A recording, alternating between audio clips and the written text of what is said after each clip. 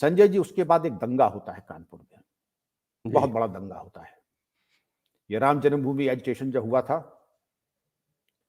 तो जिन 89 मंत्री वाला। जी, जी हाँ, जिन मंत्री जी का नाम खूब आता है, आप तो सब यूपी के, आपको मालूम होगा, जी। आता है मुजफ्फर के दंगे में, इन्होंने राजनैतिक हस्तक्षेप और नाजायज दबाव डाला था।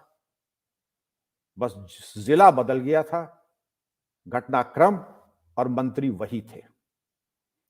उनका फोन आता है, वो कहते हैं आप तो हमारे लोगों के ऊपर बड़ा जुल्म कर रहे हैं। तब मोबाइल का जमाना था नहीं संजय जी। जी हाँ, जी तो हाँ। मैंने कहा, समझ तो मैं गया था। मैंने कहा पहले आप अपना परिचय दीजिए, आप कौन साहब बोल रहे हैं। उनका, मैं फलाने बोल रहा हूं, आप नहीं पहचानते होंगे तो मैं वजीर हूं, मैं मिनिस्टर हूं। कहा, नमस्कार, क्या सेवा कर सकता हूं। आप हमारे लोगों पे बहुत जुल्म कर रहे हैं। घटनाक्रम संजय जी हो, तब शुरुआत आप समझ जाए, ताना बाना कैसे तार तार होता है। जी। हमारे पीएसी के ऊपर, हमारे पुलिस बल के ऊपर अगर ग्रेनेड से हमला होगा, मेरी गाड़ी पे अगर ग्रेनेड से हमला होगा, हमारे कर्मचारियों के ऊपर आक्रमण होगा, संजय जी, आप अगर डिस्ट्रिक्ट मजिस्ट्रेट हो, मैं अगर एसएसपी हूं, तो मुंह तोड़ जवाब अगर नहीं दिया तो हम अपने कर्तव्य से च्युत हैं। बिल्कुल, फिर बिल्कुल। हमने वो नहीं किया जिसकी हम आप तनख्वाह लेते हैं। बहरहाल वो कार्रवाई की गई, ऐसी कार्रवाई की गई जो कि मैं समझता हूं यूपी के नजीर में फायरिंग हुई और 11 दंगाई, मान के चलिए क्रिकेट टीम के दंगाई पूरी 11 के 11 मार दिए गए, जिसमें खुद मैंने राइफल 303 उठा करके मैं लेके चलता था। 5 की मैगजीन होती है, 5 मैंने ही मार के गिरा दिए। उसके बाद जहां जहां से बम हमारे ऊपर फेंके गए थे, ग्रेनेड फेंके गए थे, जहां जहां, वहां पर हमने मोर्चे और वॉच टावर बना दिए। क्या गलती की थी संजय जी मैंने आपसे तो कुछ चंदा मांगा नहीं था। हमने तो कहा नहीं कि हमारे अपने घर में पीएससी को रहने का मौका दें, हमारे कर्मचारियों को खाने की व्यवस्था करें। सारी व्यवस्था हमारी होंगी, हमारे इलाके में पीएससी। जुमला सुने, हमारे जी। इलाके में। हुँ। पहले तो ये स्पष्ट कर दे मंत्री जी, हमारे इलाके से आपका क्या मतलब। मैं जरा सुनना चाहूंगा, आपके इलाके से आपका क्या मतलब है।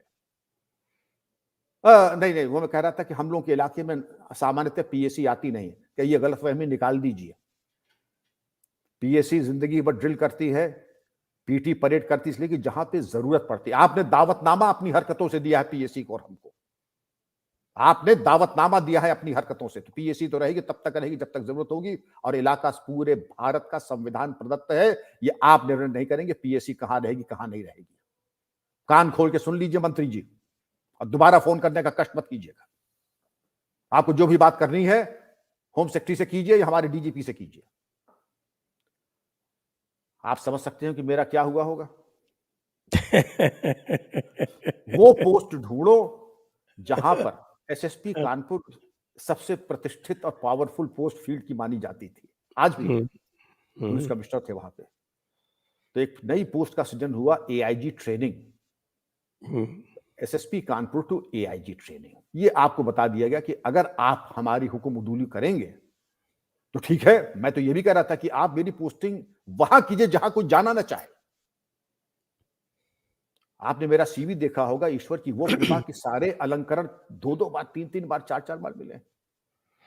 एक ही नहीं मिला, वो प्रभु की कृपा। मरणोपरांत वीर पदक नहीं मिला है। हम तो ये भी कहते कहीं पर अगर उसकी संभावना हो, वहां भेजिए मुझे, और फिर देखिए मैं 24 घंटे में जाके ज्वाइन करता हूं कि नहीं करता। लेकिन आपके नाजायज हुक्म मानने के लिए मैं बाध्य नहीं हूं। एक कहावत है Sanjay ji, though my head be bleeding it will be unbound. Right. आपके माता पिता ने, पूज्य माता पिता, जो संस्कार आपको दिए, मुझे दिए हैं, उसलिए नहीं दिया है कि आपके नाजायज बातों को मैं मानूं, नहीं मानूंगा। जी संजय जी, आप कुछ कह रहे थे।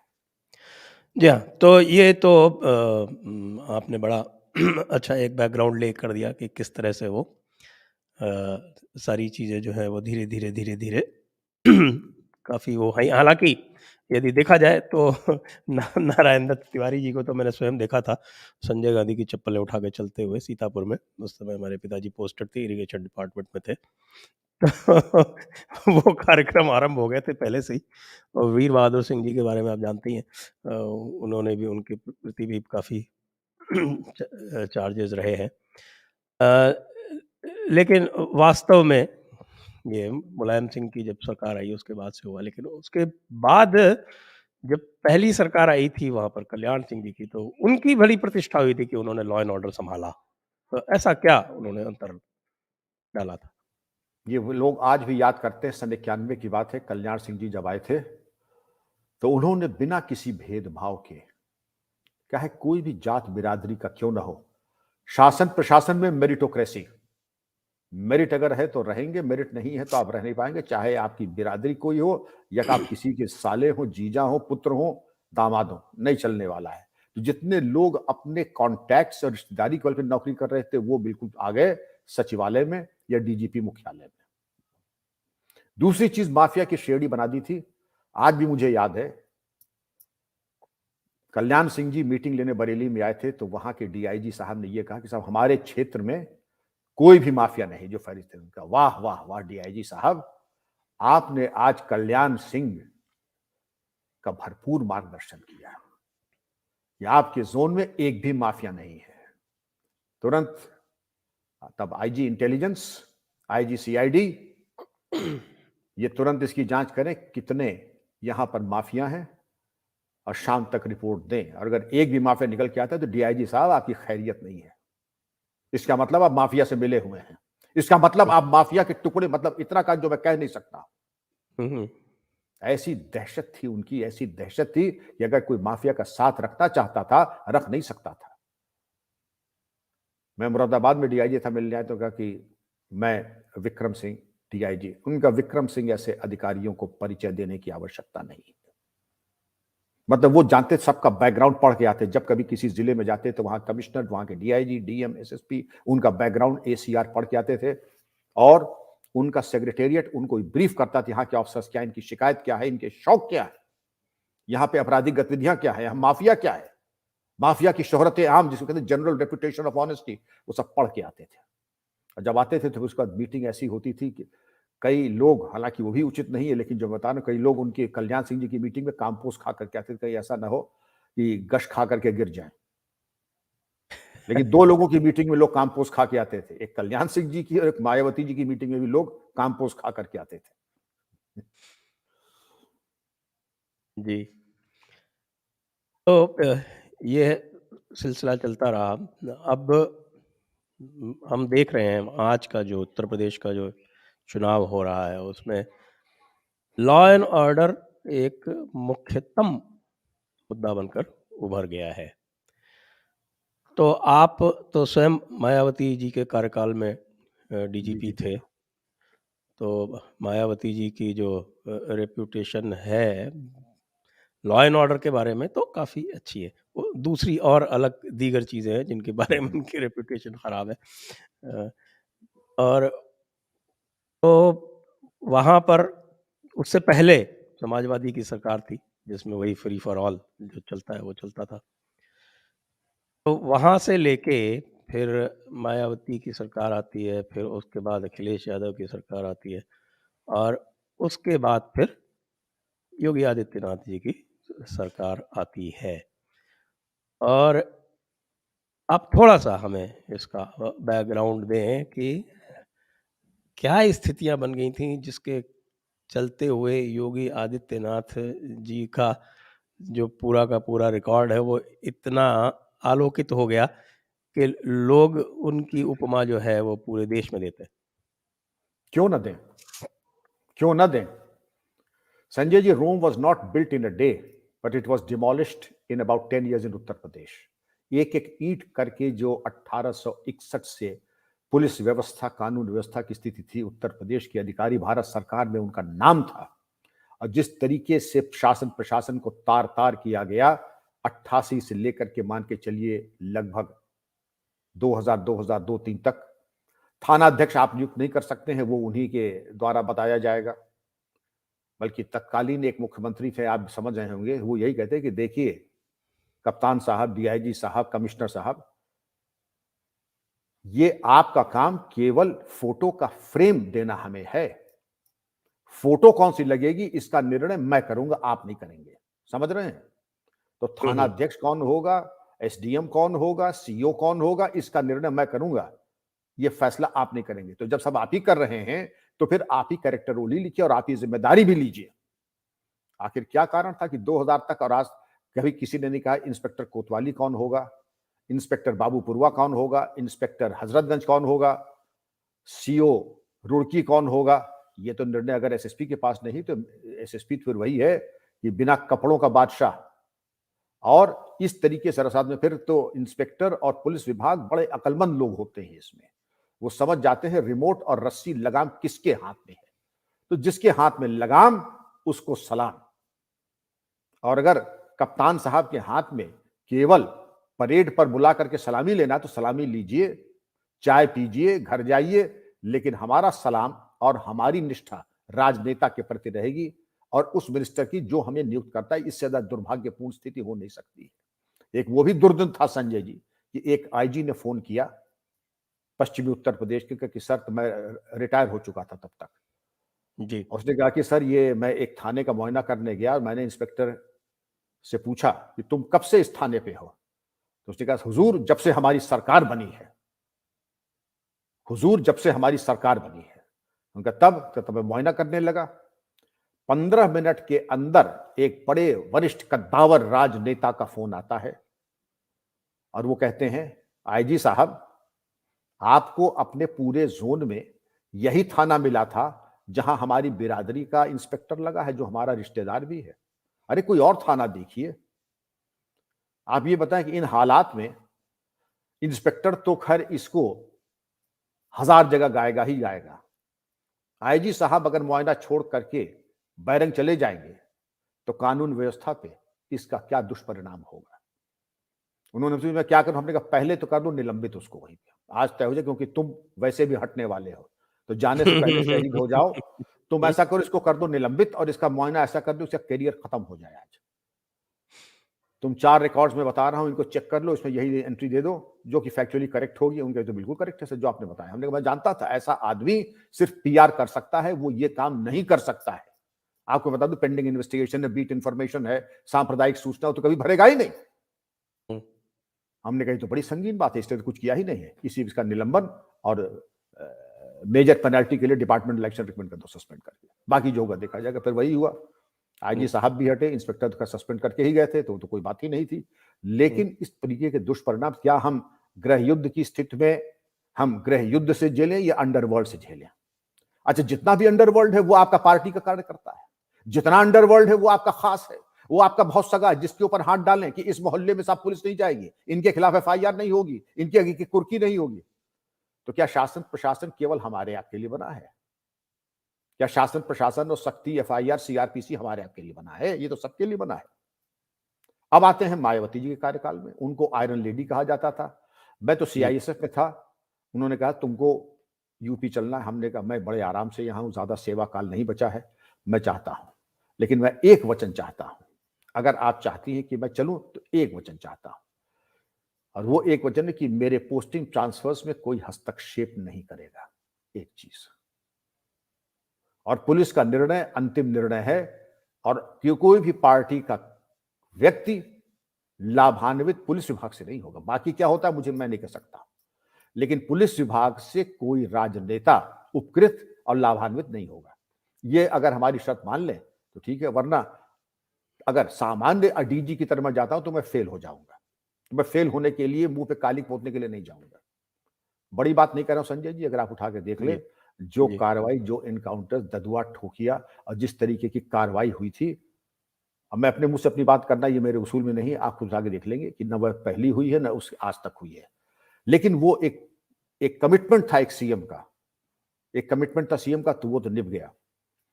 लेकिन उसके बाद और आज योगी जी का देखें, योगी जी के पहले क्या क्या तांडव हिंसा के हुए। लखनऊ में अगर आपने, किसी ने, हमारे तमाम मित्र थे, उन्होंने कहा कि साहब मैंने एक गाड़ी बुक की BMW, तुरंत मेरे पास बधाई का फोन आ गया। उनके भाई साहब बहुत बहुत बधाई आपको, आपने BMW खरीदी है। हमने कहा बड़ी कृपा, आप हैं कौन साहब? उनका अरे मैं आपका कुछ नहीं, छोटा भाई हूँ। हमने कहा कि कुछ प्रसाद हमें मिल गया। उनका क्या प्रसाद? आइए लड्डू खा जाइए। उनके लड्डू तो जी मैं खिलाऊंगा आपको, ऐसा कर दे कि 50 लाख रुपए तैयार रखिएगा, मेरा आदमी जा रहा है, उसको दे दीजिएगा। और ये एक केस नहीं है, ये दसियों केस ऐसे थे जबरन धन वसूलने के। गाड़ी खरीदी तो, लड़की का बढ़िया रिश्ता किया तो, बड़ी प्रॉपर्टी खरीदी तो, बड़ी प्रॉपर्टी बेची तो, रजिस्ट्री कार्यालय में आदमी बैठे रहते थे, कोई बड़ा सौदा हो 2 करोड़ से ऊपर का पता लगा तो खरीदने बेचने वाले का ले आओ। BMW मर्सिडीज के शोरूम में आदमी पता लगा कौन खरीद रहा है, बताओ। लड़की हजरतगंज चौराहे पे, आप तो लखनऊ गए, जी हाँ। बॉनेट पे खुलेआम विस्की की बोतल, 4 गिलास और लौंडे लपाड़ी वहां बैठ करके जो है दारू पी रहे हैं और कमेंट्स पास कर रहे हैं बच्चियों के ऊपर। इस तरीके की जो गुंडागर्दी जो आप फिल्मों में देखते थे, वो मूर्ति रूप आपको दिखाई पड़ती थी। आदमी इतना त्राही-त्राही करता था और लड़कियों के कपड़े छीन वो दुपट्टे छीन लेना, एब्डक्शन कर लेना। लड़कियों ने स्कूल जाना बंद कर दिया इनके भय और आतंक से। छेड़खानी बिल्कुल एपिडेमिक प्रोपोर्शंस पे। जी। और उसके बाद जब आप देखेंगे कि जब आदमी बिल्कुल त्राही कर दे। मुझे संजय जी अपने कार्यकाल की बात जो थोड़ी बहुत याद है क्योंकि महिला मुख्यमंत्री, दूसरा ये हमको मौका दिया था, फ्री हैंड मिला था। अब वो कुछ बातें मैं कहूंगा अपरिमार्जित, असंयत और इलीगल भी हो सकती हैं और हैं, लेकिन मुझे कहने में कोई गुरेज नहीं कि ये मैंने किया। मुझे जिंदगी का कोई शौक नहीं है। आज तक मुझे नहीं मालूम विस्की का स्वाद कैसा होता है, पान, सुपारी, सिगरेट कुछ नहीं। मुझे एक ही शौक है, क्रिमिनल को कैसे मैं नेस्तनाबूद कर दूं, मिट्टी में मिला दूं। मेरा पूरा जिंदगी का ध्येय, फोकस यही रहता था। आज भी यही है, कोई मदद मांगता है तो मैं पूरी मदद करता हूं। छेड़खानी का मैं जितने भी टीवी चैनल्स होते थे, जितने भी अखबार होते थे, 50 आदमियों का स्टाफ देखता थे कहां छेड़खानी हुई, कहां पुलिस ने की कोई शिकायत आई या कहां बच्चों के साथ। हमने कहा बस इनकी वो दुर्गत करो कि इनकी जो सेवा हो, उस सेवा की चर्चा और हड्डी की चरबराहट इनके माँ बाप को सुनाई पड़नी चाहिए। दोबारा ये दुस्साहस न करें। आप मान के चलिए 6 महीने के बाद भाई जब डीजी देखेगा, चीफ सेक्रेटरी देखेगा, कमिश्नर डीआईजी देखेगा तो कहां से होगा। लेकिन वही अगर हम अनदेखा करेंगे कि जितने छेड़खानी करने वाले हमारे युवा हृदय सम्राट होंगे, जितने जबरन धन वसूल करने वाले हमारे पार्टी के जुझारू कार्यकर्ता होंगे, तो हम किस पे एक्शन लेंगे? हम एक्शन लेंगे ही नहीं। जब एक्शन नहीं लेंगे तो उनका दुस्साहस बढ़ेगा तो जो हिंसा का तांडव, छेड़खानी, जबरन धन वसूली, जमीनों पे कब्जों का ये आलम था कि एक पैरेलल इंडस्ट्री चल गई थी संजय जी। क्या? जी। रजिस्ट्री के ऐसे फेक कागज बनने लगे थे जो असली से भी अच्छे। कलर्ड 3D प्रिंटिंग से रजिस्ट्रार कार्यालय में 10,000 दे करके रजिस्ट्री की नकल निकाल ली। 3D कलर प्रिंटिंग से निकाल लिया। मान लीजिए आपकी एक जमीन है, आपने वो मालूम भी नहीं और मैंने संजय दीक्षित बन करके उसको राम सिंह को बेच दिया। आपको पता भी नहीं लगा है। जब आपको कभी 5 साल बाद बेचने को, ये तो ऑलरेडी बिकी हुई है, ये तो ऑलरेडी चुकी है। और कोई छोटे मोटे केसेस नहीं होते थे, जो प्राइम प्रॉपर्टीज होती थी उनमें। और दूसरा खेल ये होता था, आपने नाम सुना होगा, मुख्तार अंसारी है, अतीक अहमद है, ये हाँ, सब हाँ, हाँ, बाहुबली। हाँ, बड़े डॉन्स हैं ये तो हाँ, ये तो सारे। बड़े डॉन हैं। तो ये तो इनका ये था कि कोई बड़ी प्रॉपर्टी दिख जाए 10 करोड़ की, उनका साहब आप ठीक है, हम भी आपके बच्चे हैं, थोड़ा सा 2 रोटी हम भी कमा लेंगे। तो ऐसा करते हैं कि हम 51 लाख नजराना भेज रहे, किस बात का? उनका नहीं, बस वो आपके चरणों में सेवा के लिए। पहले बात तो पूरी शिष्टाचार से बिल्कुल शहद से घुली हुई। और उसके बाद कह देंगे लेकिन ये किस लिए? उनका साहब वो जमीन के ऊपर बेटा नर्सिंग होम बनाना चाहता। मैं रियल लाइफ बता रहा हूं आपको, रियल लाइफ। जी, जी, जी। प्रयागराज में मेन चौराहे के ऊपर, मेडिकल कॉलेज के चौराहे के पास, उनका 51 लाख। उनका साहब जमीन तो वैसे 10 करोड़ की है। उनका 10 करोड़ को तुम तो तब लोगे जब जिंदा रहोगे, ऊपर चले जाओगे तो ना ये 51 लाख मिलेगा ना 10 करोड़ मिलेगा। अब चुन लो, शाम तक बता दो 51 जा रहा, साइन कर देना कागजों पे। और ये एक केस नहीं, जहां कहिए जिस जिले का मैं बता दूं आपको, इनका जो गैंग और नेक्सस था वो सारों ओर इसी तरह से फैला था। जेल के अंदर जब पुलिस अफसर मुख्तार अंसारी के लिए मछली का पौंड वजह से ताजी मछली खा सके निकाल करके, डीएम जाके बैडमिंटन खेलेगा और इस तरीके की हरकतें होंगी, इसका मतलब कि तुम्हें वो माता चपिता कहना बाकी है कि बाकी सब कर्म तो हो ही गए। ऐसा नतमस्तक हुए मुख्तार अंसारी और अतीक अहमद के। और आपको मालूम होगा संजय जी कि मुख्तार अंसारी, शहाबुद्दीन बिहार, अतीक अहमद, ये सब आईएसआई के एजेंट्स हैं और ये सब जो हैं एंटी नेशनल एक्टिविटीज में भी रहे हैं। रॉकी डिम्पी जो मुख्तार अंसारी गैंग थे पंजाब के, कैसे चले गए पंजाब में? एक फिक्टिशियस केस लगा करके कि अपने बचने के रास्ते बचाने के लिए, और इसमें सबको मैं शामिल मानता हूं। क्या मजबूरी थी कांग्रेस गवर्नमेंट की मुख्तार अंसारी को वहां ले जाए? और बिल्कुल लागी ना ही छूटे रामा, जाने मत दो। जैसे प्राण अटका हुआ मुख्तार अंसारी के अंदर, ये अगर यूपी गया। तो चाचा जी भी तो हैं ना उनके हाँ पैरवी के क्यों लिए? ना हो, हाँ हाँ क्यों ना हो। वो तो चाचा जी भी है, तमाम लोग हैं, एक दो लोग थोड़े ही हैं। ये तो जो बाहुबलियों का परिवार होता है वो गैंग के सक्रिय सदस्य होते हैं सब, और एक थोड़े ही है। इनका तो पूरा, अगर आप गहराई में जाएं, हमारे डिप्टी एसपी शैलेंद्र प्रताप सिंह ने इस्तीफा दे दिया, क्योंकि जो इनके गैंग के ऊपर कार्रवाई की तो एलएमजी की बरामदगी हुई, तो इनके ऊपर प्रेशर ये पड़ा कि इसको एलएमजी को हटा दो, पोटा हटा दो, पोटा चार्जेस ड्रॉप कर दो। तो अब नहीं करेंगे। इसको इतना प्रताड़ित किया कि शैलेंद्र प्रताप सिंह ऐसा ईमानदार डिप्टी एसपी, कभी यूट्यूब पे जाइए, रो रहा है वो। तो आपने तो एक तरीके से बिल्कुल सरेंडर कर दिया बाहुबलियों के सामने। योगी जी का आगमन किसी इंद्रधनुष के आगमन से कम नहीं है। जी। जी जी, जी। Please continue. जी। अब योगी जी के आगे जैसे वैसे कहते हैं ना कि बिल्कुल आदमी बिल्कुल जलती हुई भूमि पर चल रहा, पैर रखा नहीं जा रहा, पैर में छाले पड़े हुए हैं। एकदम से एक व्यक्ति आता है जो कहता है जीरो टॉलरेंस, जहां मिल जाए ठोक दो। लोग कहते हैं साहब ये भाषा सीएम की है। ये भाषा हर उस व्यवहारिक आदमी की है, हर उस समर्पित व्यक्ति की है जो कहता कि तुमने अपना तांडव कर लिया, तुम ठोके ही जाओगे, और संदेश ये गाड़ी तुम्हारी पलटेगी ही पलटेगी। जब तीसरा नेत्र खुलता है तो फिर भाषा शैली, शब्द ज्ञान और व्याकरण नहीं चलता है, और शब्द ज्ञान व्याकरण छोड़ दीजिए, action speak louder than words. और उसके ऊपर अगर एक संदेश दे दिया कि या तो जेल के अंदर या प्रदेश से बाहर या फिर अन्यत्र, होशियार को इशारा काफी है। तो ये जब जनता जैसे कातर दृष्टि देख रही थी कि कोई बचाने वाला आएगा, योगी जी का आगमन उसी अवतरण की तरीके से है कि जो बिल्कुल आदमी त्रस्त, पीड़ित, शोषित, और वहां पर दिखाई पड़ जाती है एक उम्मीद की किरण। आप ये बता दें कि आरोप तो बहुत लगे कि साहब आपने ठोक दियो कह दिया, ठोक दो कह दिया। योगी जी के दुराचरण के बारे में कोई शिकायत हो, योगी जी किसी के प्रति माफिया के खिलाफ हमदर्द हो, तो ये बता दें। योगी जी की कोई लाइफस्टाइल की उस तरीके का कोई वो जन्मदिन मनाते हैं जैसा कि आम लोग कभी कभी मनाते थे, चर्चा करना ठीक नहीं है, जहां सैकड़ों करोड़ खर्च हो जाते थे।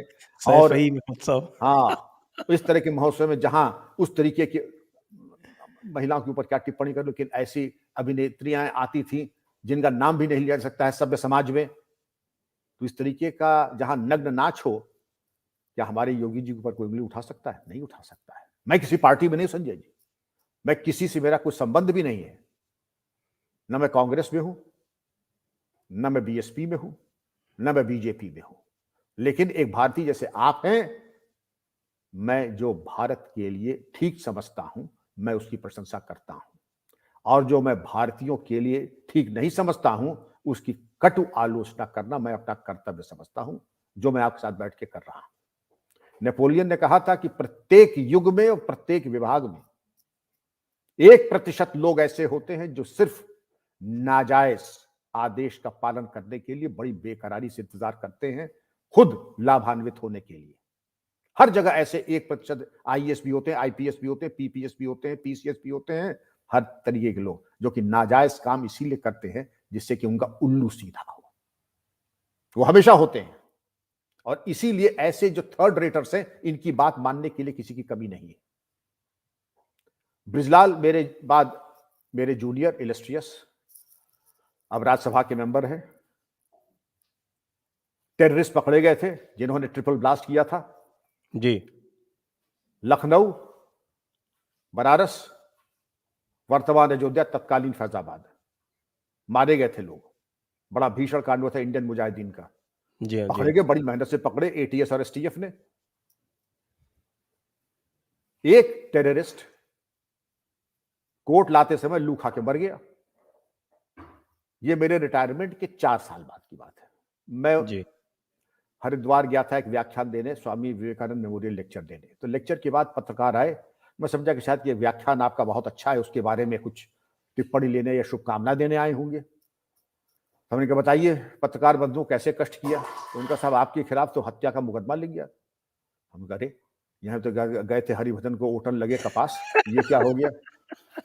उनका साहब आपके खिलाफ, आपको मालूम नहीं, बाराबंकी जिले में हत्या का मुकदमा आपके ऊपर, बृजलाल जी के ऊपर, जो अभी तो सर्व कर रहे हैं एसडीजी सिविल डिफेंस, और 40 कमांडोज एसटीएफ के, क्योंकि हमने कहा हुआ क्या? उन्होंने कहा साहब ये एक टेररिस्ट था और वो आ रहा था, वो मर गया। तो परिवार ने कहा कि उसको तो विक्रम सिंह ने और बिजलाल ने, कमांडोज ने मिलकर मारा है इसको। हमने कहा भाई एक बराक ओबामा है, वो अमेरिका में, वो वॉशिंगटन से बटन दबाते हैं तो आदमी सोमालिया में मर जाता है। एक मैं हूं, यहाँ हरिद्वार में बटन दबाता हूं तो बाराबंकी में आदमी मर जाता है 600 किलोमीटर दूर। खैर चलिए, इसको तो मैं देखता हूं। खैर, खालिद मुजाहिद उग्रवादी था, है और रहेगा। मामला खुद हम लोगों ने लड़े। एडवोकेट्स की मैं क्या कहूं, जनता का खूब सहयोग समर्थन मिला। किसी एडवोकेट ने हमसे एक पैसा फीस नहीं ली हम लोगों से। उन्होंने बहुत एक और है रिहाई मंच करके, सीए में भी वो जेल गए थे साहब, क्योंकि बहुत उन्होंने खुराफात की। रोज आंदोलन जीपीओ लखनऊ के पास कि गिरफ्तारी करो गिरफ्तारी करो, फिर मार ठोक के भगा दिए गए। लेकिन आप ये देखिए इनका सपोर्ट सिस्टम पीछे से, पहले मुकदमा लिखाओ, फिर जी। गिरफ्तारी के लिए आंदोलन प्रदर्शन करो, फिर उसमें जैसे आपने बाटला हाउस में देखा होगा, शाहीन बाग में नक्शा बना के देखा, देखो यहाँ हड्डी में चोट, बड़े बड़े आ गए थे मौलाना लोग, देखो यहाँ हड्डी में चोट है, इस पे जरूर डंडे की चोट पड़ी होगी या सिलबट्टे से मारा होगा, और ये देखो यहाँ पर जो है इसमें ब्रूज है। अरे कौन सा ब्रूज का, तो लू खा के मर गया। लेकिन जो आपके सामने झूठ का पुलिंदा जनता के सामने परोसा गया। बहरहाल मामले आपको जान के खुशी होगी संजय जी की हाईकोर्ट ने कहा कि आप इनके मुकदमे ही क्यों वापस कर रहे हैं, आप इनको पद्म विभूषण दीजिए, ये दोषी है निर्दोष इसका फैसला हम करेंगे, आप नहीं करेंगे। इनके मुकदमे भी सरकार वापस ले रही थी। इसके बारे में मैंने नहीं कहा, मेरे छोटे भाई हैं ब्रिजलाल, उन्होंने कहा इसका केवल एक संदेश देने का पर्पस था कि तुम लोगों ने हमारे प्यारे आतंकवादियों की तरफ देखने की हिम्मत कैसे की, तुमको अब हम मजा सिखाते हैं, तुम्हारे ऊपर हत्या का मुकदमा लिख करके तुम्हारे ऊपर कार्रवाई करते हैं। ब्रिजलाल का ये बयान है, यूट्यूब में जो देखना चाहें देख सकते हैं। जी। इन परिस्थितियों में ये बता दें, कौन एसटीएफ, कौन पुलिस अधिकारी, कौन प्रशासनिक अधिकारी इनकी तरफ आंख उठा के देखेगा, इनके मोहल्ले में जाएगा, इनके खिलाफ एफआईआर लिखेगा। वही जो मैंने आपको सांकेतिक रूप में प्रोग्राम के शुरू में बताया था संजय जी, संदेश बिल्कुल साफ था कि मरते दम तक आपका पीछा किया जाएगा और आपके किए हुए पापों का हिसाब लिया जाएगा कि आपने दुस्साहस कैसे किया इनको गिरफ्तार करके। हम तो इनके मुकदमे वापस ले रहे थे, इनको मुआवजा दे रहे थे, राहत राशि दे रहे थे, और आप इनके खिलाफ मुकदमे करने के दुस्साहस करते हैं। जब ये संदेश जाएगा संजय जी, कौन सी कानून और कौन सी व्यवस्था, कानून व्यवस्था गई, इसको कहते हैं आपकी भाषा में चूल्हे भाड़ में। अब राजनीतिक स्वार्थ सिद्धि जहां हो, केवल उसकी बात कीजिए। जी। एक और उत्तर प्रदेश में जो है वो बहुत सदैव से ही रहा है, बल्कि मेरे पास तो एक पुस्तक है, वो रायट्स एंड रॉन्ग्स करके एक पुस्तक है, उसमें इतिहास दिया हुआ है पूरा, और सबसे पुराने जो दंगे होते थे वो उत्तर प्रदेश से ही होते थे, और उत्तर प्रदेश ही पाकिस्तान का जो पूरा का पूरा निर्माण हुआ है वो सब उत्तर प्रदेश से हुआ। ये अलग बात है कि उत्तर प्रदेश वाले, पाकिस्तान के निर्माण करने वाले सब यहीं रह गए, और कुछ दिनों के बाद वो कांग्रेस में शामिल हो गए, और उसके बाद फिर उन्होंने वही कार्यक्रम उसी प्रकार से और उसी नैरेटिव से फिर से आरंभ कर दिया। और मैंने तो जब मैं पढ़ता था, मैं तो निकल गया 77 में, तो तभी मैं देखता था कि इस तरह की बातें होती थी। ज़्यादा जो घटनाएँ हुई वो फिर 80s इत्यादि में जो हुई। अ, तो ब आपको लगता है कि योगी जी ने उस नैरेटिव को भी ध्वस्त किया है? आज की राजनीति की अगर 3 टांग आप देखें संजय जी, पहला है तुष्टीकरण, दूसरा है भ्रष्टाचार, और तीसरा है भाई भतीजावाद। इसमें सबसे महत्वपूर्ण है तुष्टीकरण। अभी तो वो कम्युनल वायलेंस बिल नहीं पास हो पाया। अगर कहीं भगवान न करे वो काला दिन भी देखना पड़ता देश को कि कम्युनल वायलेंस बिल हो जाता, तो आप और हम सेकंड रेट सिटीजन हो जाते संजय जी। और जो एक अवधारणा बन जाती है, इनके मोहल्ले में दबिश, इनके ऊपर एफआईआर, इनकी नियुक्तियों में प्राथमिकता, ये सब तमाम चीजें संजय जी ऐसी हैं जिसके ऊपर बहुत ही ज्यादा, जिसने कहना चाहिए कि समाज को, विभाग को पूरी तरीके से 2 फाड़ में बांट दिया है। जो तुष्टीकरण की बात है, हम तो समझते थे कानून सबके लिए बराबर है और होना भी चाहिए। कानून सबके लिए अगर बराबर नहीं है तो मैं समझता हूं जिन लोगों ने बराबरी का दर्जा खत्म किया कानून का, application and uniform application of rule of law, वो बहुत बड़े दोषी हैं और गुनहगार हैं। जिन लोगों ने तुष्टीकरण किया है कि मामले वापस लिए हैं ऐसे अपराधियों के, जिनको महिमा मंडित किया है, ऐसे अपराधियों को टिकट दिया है, ऐसे अपराधियों को मंत्रिपरिषद में स्थान दिया है, ऐसे अपराधियों की बातों को लेकर के नियुक्ति और स्थानांतरण किए हैं, ऐसे अपराधियों की बातों को लेकर के जिसको शाश्वत सत्य माना है, तो आप जिसको कहते हैं अनुशासन, अनुमाने लघु छोटा और शासन, वो बिल्कुल छोटा बौना रूप ले लेता है, गौड़ हो जाता है। तो जो विराट रूप होना चाहिए शासन प्रशासन का, वो खत्म हो जाता है। जब तक यूनिफॉर्मिटी नहीं रहेगी, एक आंख से सबको नहीं देखा जाएगा, uniform application of rule of law नहीं होगा, तो तुष्टीकरण की राजनीति। अब योगी जी के जो वक्तव्य है मैं रिपीट नहीं करूंगा, लेकिन योगी जी का वक्तव्य बिल्कुल स्पष्ट है, निर्भीक। और यहां पर सबको चयन कर, जो कानून मानने वाले हैं वो एक तरफ और कानून न मानने वाले वो एक तरफ। तो इसमें क्या गलत कहा योगी जी? जी, तो उसमें क्या गलत? अब ये तो कहिएगा मेरी टोपी मुझे बैठे, आपने क्या कहा? अरे भाई, उन्होंने कहा 80% जो कानून मानने वाले हैं और 20 जो कानून मानने वाले नहीं। अब ये आपको टोपी फिट बैठ गई, जिसको कहते हैं Shakespeare language the cap fits me. हर टोपी आपको फिट बैठ जाती है ऐसी, क्यों? योगी जी ने तो आह्वान ये किया है संजय जी कि 80% कानून मानने वाले हैं और जो शेष कानून, जो कानून न मानने वाले हैं, उनके ऊपर बिल्कुल ही निर्ममता के साथ कानूनी कार्रवाई की जाएगी। कहीं योगी जी ने यह नहीं कहा गैर कानूनी कार्रवाई की जाएगी, जुल्म किया जाएगा, ज्यादती की जाएगी। तो क्या यह भी न कहें मुख्यमंत्री सबसे बड़े प्रदेश का, वो प्रदेश अगर किसी एक मुल्क होता तो विश्व का 5वां सबसे बड़ा मुल्क होता, तो खुली छूट दे दे जैसे पहले थी कि चलो तांडव करो हिंसा का, लूट सको तो लूट लो, अंतकाल पछताओगे जब प्राण जाएंगे छूट। वो योगी जी ने छूट नहीं दी, वो सुख इनको नहीं दिया।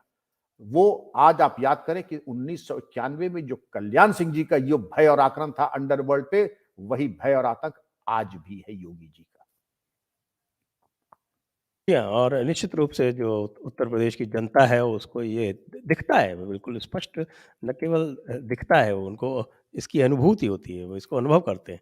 जी, और जहाँ तक योगी जी का प्रश्न है, तो योगी जी को तो स्वयं हत्या करने में कोई कसर नहीं छोड़ी थी। आप बिल्कुल आपको सही ध्यान कह है रहे वो हैं। आजमगढ़ के आजमगढ़ उनके वाला? दौरे में, जी। आजमगढ़ के उनके दौरे में, आजमगढ़ के दौरों के दौरान जब उनकी गाड़ी के आगे बस जला के लगा दिया था, उनके काफिले के पीछे बस में आग लगा के जला दिया था, तब मैं पुलिस महानिदेशक था और वीके गर्ग एसपी आजमगढ़ थे। मैंने कहा कि श्रीमान जी क्या हो रहा है? उनका सब दंगा हो गया। उनका आप कहाँ हैं? उनका सब मैं कार्यालय में। मिस्टर गर्ग, दंगा हो गया है तो तुरंत जाइए और तुरंत जाके सुनिश्चित कीजिए कि दंगा नियंत्रण हो और दंगाइयों को जो प्रसाद मिलना चाहिए पुलिस से वो प्रसाद दीजिए। उसमें अगर प्रमाद हुआ या योगी जी को खरोंच आई तो मान के चलिए मैं भी चॉपर लेकर के आ रहा हूं, फिर मैं हिसाब किताब करूंगा बहुत कायदे से। आप समझ गए होंगे मैं क्या कह रहा हूं। बहरहाल पुलिस का विभाग तो संकेतों पे चलता, वो समझ गए, जा करके जो भूसा भरा है योगी जी को सुरक्षित निकाला है। लेकिन आपने सही कहा, कोई कोर कसर छोड़ी नहीं थी योगी जी की हत्या करने में इन बाहुबलियों ने। और कौन था इसके पीछे? वही गाजीपुर वाला माफिया, वही कुत्सित भतीजा। बुद्धि, वही धन। जी जी जी जी जी। उनके चाचा जी तो उस समय वाइस प्रेसिडेंट थे। हाँ तो ठीक तो है, वो तो बहुत असुरक्षित अपने को मानते हैं। जब बने थे उपराष्ट्रपति तब असुरक्षित नहीं थे, जब वाइस चांसलर थे तब असुरक्षित नहीं थे, और जब पैदल हो गए तो सुरक्षित हो गए हैं। अब डर लग रहा है उनको। लानत है। जी।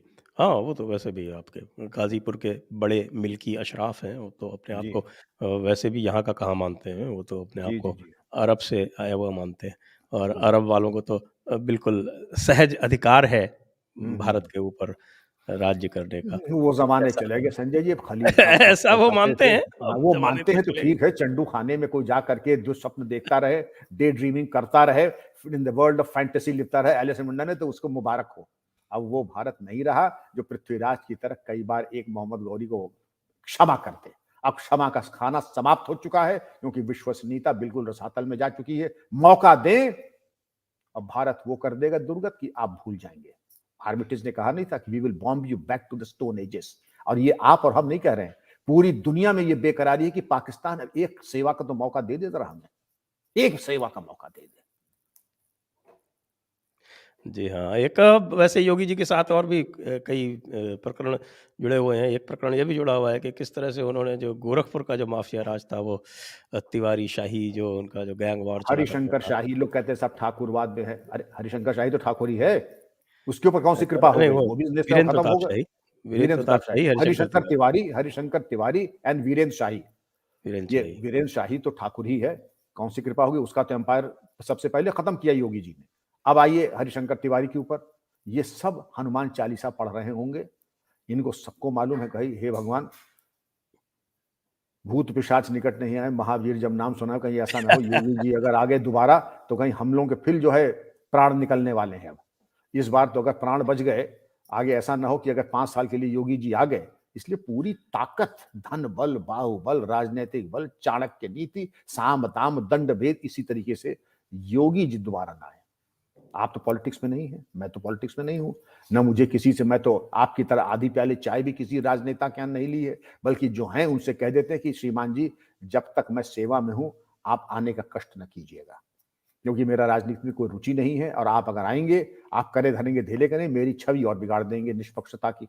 इसलिए आदरणीय मंत्री जी कृपा करके कृपा न करें, वहीं से फोन से आप बात कर लें, होने योग्य आपका कार्य होगा होगा, नहीं होने योग्य मैं हाथ जोड़ के करबद्ध निवेदन कर लूंगा, नहीं कर पाऊंगा, लेकिन आने का कष्ट न करें।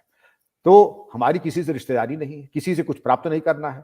लोग कहते हैं आप तो बीजेपी के प्रवक्ता की तरह बोल रहे हैं। उनका प्रवक्ता की तरह इतना मूर्ख नहीं हूं कि प्रवक्ता की तरह बोल लूं और कुछ मैं लाभ न लूं।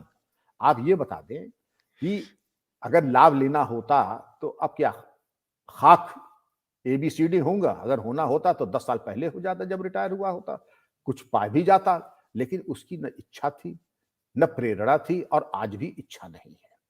लेकिन भारतीय होने के नाते जो भारत के भविष्य के लिए, भारतीयता के लिए उत्तम है, सर्वश्रेष्ठ है, उसके लिए खुल के बोलना, और जो भारतीयता का विरोध है और भारत का शत्रु है, उसके खिलाफ मौन व्रत नहीं रहेगा, खुल के बोला जाएगा आपकी तरह संजय जी। जी, बिल्कुल, बिल्कुल सही कह रहे हैं आप। और जो है, जो मेरा अनुभव था, जो मैं भी यही देखता था, यद्यपि मुझे ये सिखाया गया था कि लॉ एंड ऑर्डर में दोनों साथ-साथ नहीं चल सकते, लेकिन मेरा अनुभव ये है कि यदि आपको ऑर्डर लॉन्ग टर्म में मेंटेन करना है, तो ये बेस्ट रेसिपी यही है कि आप लॉ को पूरा एनफोर्स करें, तभी वो मेंटेन रह सकता बेशक, है। बेशक, और ये हम देख रहे हैं कि ये योगी जी ने करके पूरी तरीके दिखाया से है, किया, पूरी बल्कि उनसे निष्ठा के कई साथ। और जो स्टेट्स हैं, उन्हीं की पार्टी के जो स्टेट्स हैं, वो प्रेरणा ले सकते हैं, जो कई बार घबरा जाते हैं, पीछे हट जाते हैं और ऑर्डर मेंटेन करने के लिए लॉ को कॉम्प्रोमाइज़ कर लेते हैं। जहाँ भी ये होता है, वहाँ समस्या बढ़ती ही है, कम नहीं होती है। जी। आपने सही कहा, एक होती है भाव भंगिमा, एक होती है कि शब्द ब्रह्म, ये भी तो नाद ब्रह्म है, ये भी तो एक ब्रह्म का स्वरूप है। आपके शब्दों में अगर गांडीव की टंकार नहीं है तो बात पहुंच के असर नहीं करेगी। लोगों ने बड़ी आश्चर्य की कि ठोक दो, इसमें क्या चीज है, क्या गाली है? जो जिस भाषा को समझ पाता है उस भाषा में बोलना बहुत जरूरी है। आप और हम क्वींस इंग्लिश भी बोल सकते हैं, भोजपुरी भी बोल सकते हैं।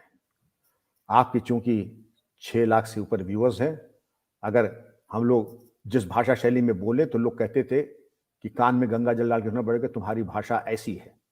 ये तो जैसा होंगे देवता वैसा होगा पूजन, बिल्कुल। जैसा होगा देवता वैसा होगा पूजन। ये तो देवता चयन कर ले कि उसको क्या चाहिए और वो वही सेवा उसकी वैसी ही कर दी जाएगी। तो योगी जी हुँ, ने जो एक दिशा निर्देश और एक मानक स्थापित किया है, बल्कि अन्य प्रदेशों में भी जो उन्हीं के राजनीतिक दल के अन्य मुख्यमंत्री हैं, उनको बड़ी लंबी यात्रा करनी पड़ेगी, क्योंकि योगी जी का जो चरित्र है, योगी जी किसी भी मामले में, चाहे वित्तीय मामला हो, चारित्रिक मामला हो, कठोर परिश्रम हो, उसमें कोई उनका मुकाबला नहीं कर सकता। जैसे हमारे आपके इंटेग्रिटी के नंबर होते हैं, पैसा न लेना ये बहुत छोटा भाग है, दुराचारी भी ना हो, बौद्धिक रूप से भी सत्यनिष्ठ हो। सचरित्र का मतलब ये, चौधरी चरण सिंह साहब से किसी ने कहा कि साहब ये बड़े अच्छे एमएलए हैं, इनको मिनिस्टर बना दीजिए। तो चौधरी साहब ने कहा लेकिन इसकी तो कई औरतों से बड़े संबंध हैं। उनका साहब उससे राजकीय कार्य में क्या अंतर पड़ता है? उनका वाह साहब वाह, जो अपनी पत्नी का ना हुआ वो देश और समाज का क्या होगा? ये समस्त गुण हमारे योगी जी में हैं। किसी चरित्र के किसी आयाम को ले लीजिए, 100 में 200 नंबर आप योगी जी को देंगे। चाहे वो व्यक्तिगत आचरण हो, चाहे सत्यनिष्ठा हो, चाहे वित्तीय अनुशासन हो, कठोर परिश्रम हो, कहीं पर भी तो। और आपने देखा होगा, राजनेता ऐसे बड़े कम मिलते हैं जिनसे सीखा जाए। राजनेता ऐसे होते हैं कि मन में यही आता है कि कहां से कहां फंस गए आकर के।